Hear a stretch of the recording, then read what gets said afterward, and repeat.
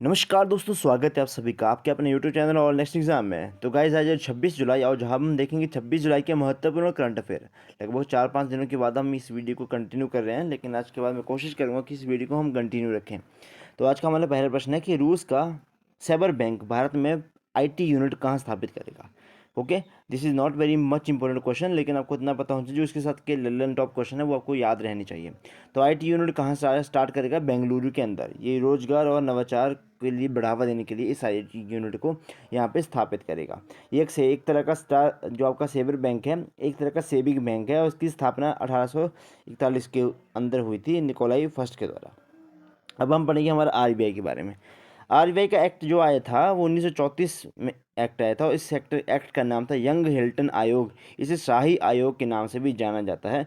1 अप्रैल 1935 को इसकी स्थापना करी गई थी।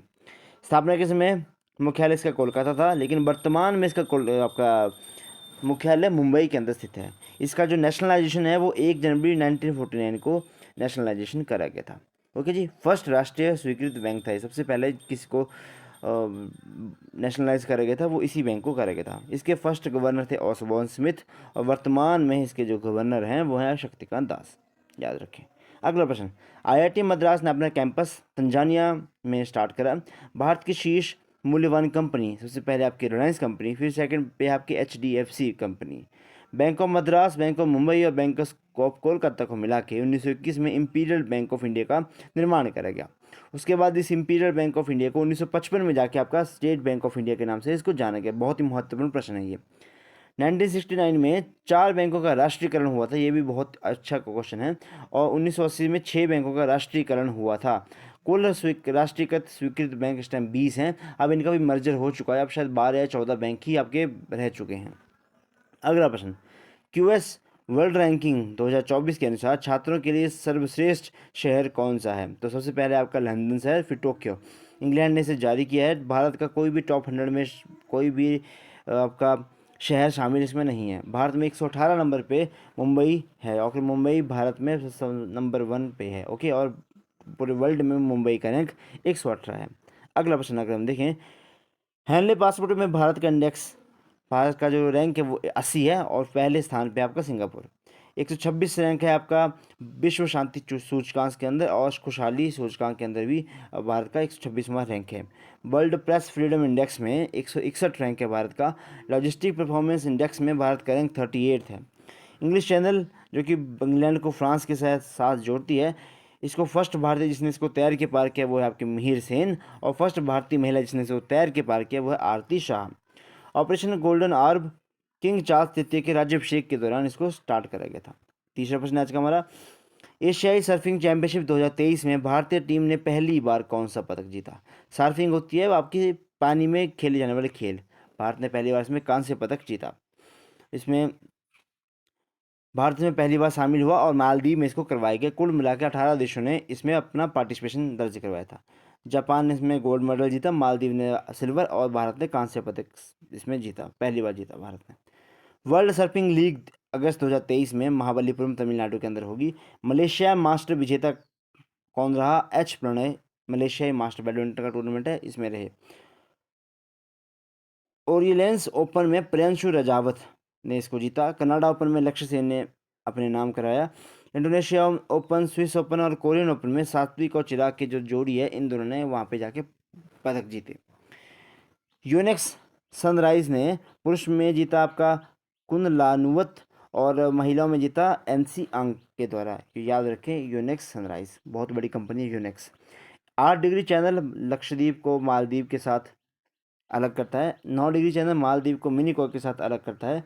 10 डिग्री चैनल अंडमान को निकोबार के साथ अलग करता है। पाक जल संधि, पाक जल स्ट्रेट भारत को श्रीलंका से पृथक करता है।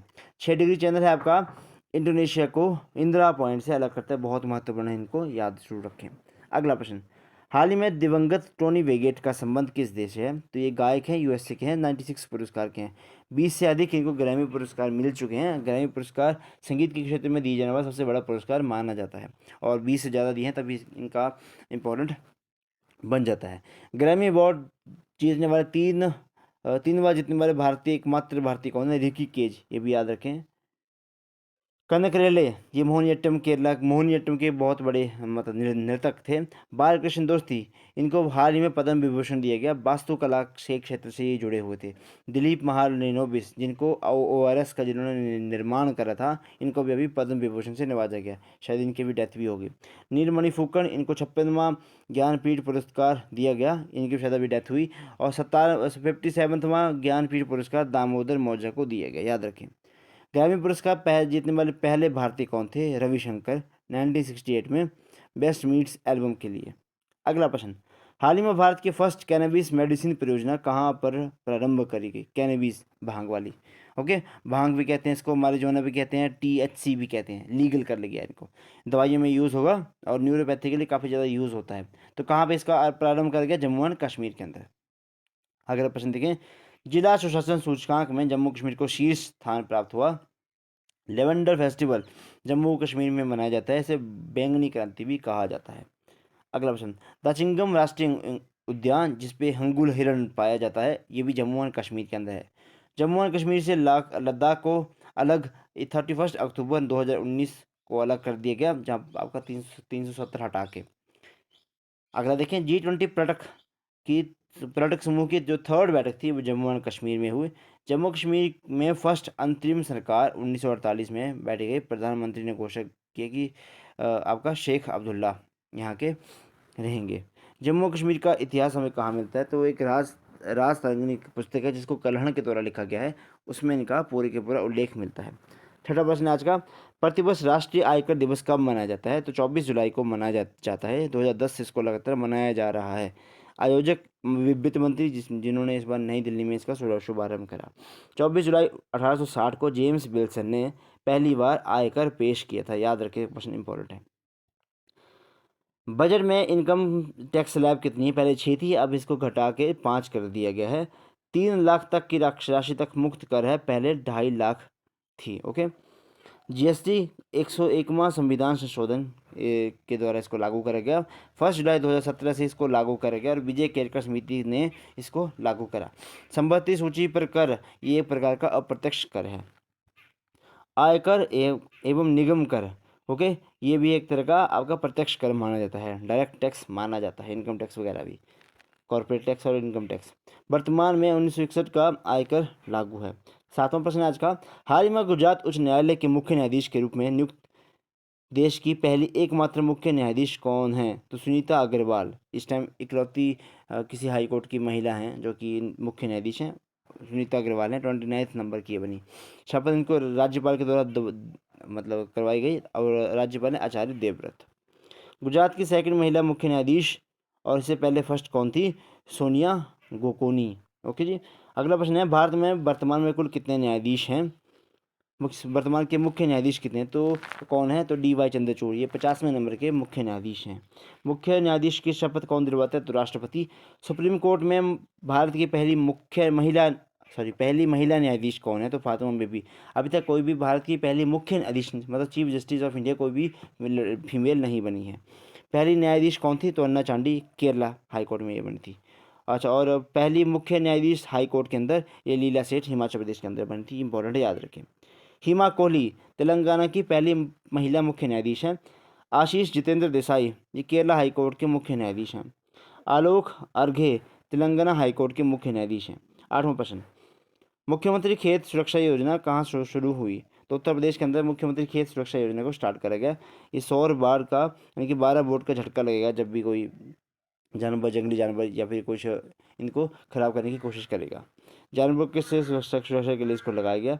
पंचामृत योजना ये उत्तर प्रदेश के द्वारा गन्ने के लिए इसको चलाया गया था। अभिधम चक्र ये सारनाथ में जब महात्मा बुद्ध ने पहला उपदेश दिया था उस घटना को अभिधम चक्र के रूप में जाना गया। महापरिनिर्वाण जब महात्मा बुद्ध को मोक्ष की प्राप्ति हुई तो कुशीनगर में उस घटना को महापरिनिर्वाण कहा गया। वर्ल्ड TB समिट ये वाराणसी के अंदर करवाया गया। यूपी जनसंख्या के मामले में फर्स्ट है, क्षेत्रफल के मामले में फोर्थ है। स्थापना इसकी 1950 में करी गई थी। 75 जिले हैं। राज्यसभा में इसकी सीटें हैं 31 और लोकसभा में है 80 सीटें। राजकीय पशु है इसका बारहसिंगा और राजकीय पुष्प है पलाश। पक्षी सरास क्रेन और वृक्ष है अशोक का वृक्ष। उत्तर भारत का मैनचेस्टर कानपुर को कहा जाता है, याद रखें।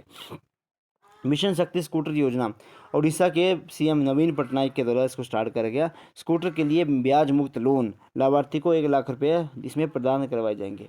जनजातीय खेल महोत्सव ये भुवनेश्वर के उड़ीसा में करवाया गया, उड़ीसा के भुवनेश्वर में करवाया गया। इकामारा ये भी लिंगराज मंदिर जीर्णोद्धार द्वारा उड़ीसा में ही इसको करवाया गया। यूएन हैबिटेट अवार्ड यह उड़ीसा के जागा मिशन के लिए इनको दिया गया। कोणार्क मंदिर जो कि उड़ीसा में है, जिसको नरसिंह देव प्रथम के द्वारा बनवाया गया था, जो कि गंग वंश के शासक थे, और इसको ब्लैक पगोड़ा के नाम से जाना जाता है। सप्त पगोड़ा महाबलीपुरम तमिलनाडु पल्लव वंश के द्वारा बनवाया गया था, इसको कहा जाता है गोल्डन पैगोडा, ये म्यांमार को कहा जाता है। अशोक के जो 13th शिलालेख है, इसमें कलिंग युद्ध का वर्णन करा गया है, इसको भी याद रखें। लास्ट प्रश्न है आज का, देश का first connection innovation hub Kerala को अंदर बनाया गया। केरला के अंदर 2 तरह के आपके नृत्य हैं, कथकली और मोहिनीअट्टम शास्त्रीय नृत्य। केरला के स्टार्टअप कंपनी के लिए नवाचार को बढ़ाने के लिए इस कंस्ट्रक्शन इनोवेशन हब का निर्माण करवाया जाएगा। श्री अन्न उत्कृष्टता केंद्र ये हैदराबाद में स्टार्ट करा गया। ऑनलाइन गेमिंग मेघालय ने इसको लीगल कर दिया।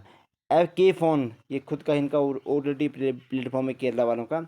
INS विक्रांत भारत का फर्स्ट स्वदेशी विमान पाथ पोत, जो भी आपका विमान वाहक पोत है, ओके। तो ये कोच्चि में 2 सितंबर 2022 को उसको कमीशन करा गया, ओके जी। तो ये थे आज के हमारे 10 प्रश्न, और साथ में रेलेवेंट टॉप क्वेश्चन आपका बहुत सही थे, तो इनको ज़रूर नोट करें। तो आज वीडियो को यहीं पे समाप्त करते हैं। आपका दिन शुभ रहे। धन्यवाद। जय हिंद, जय हिमाचल।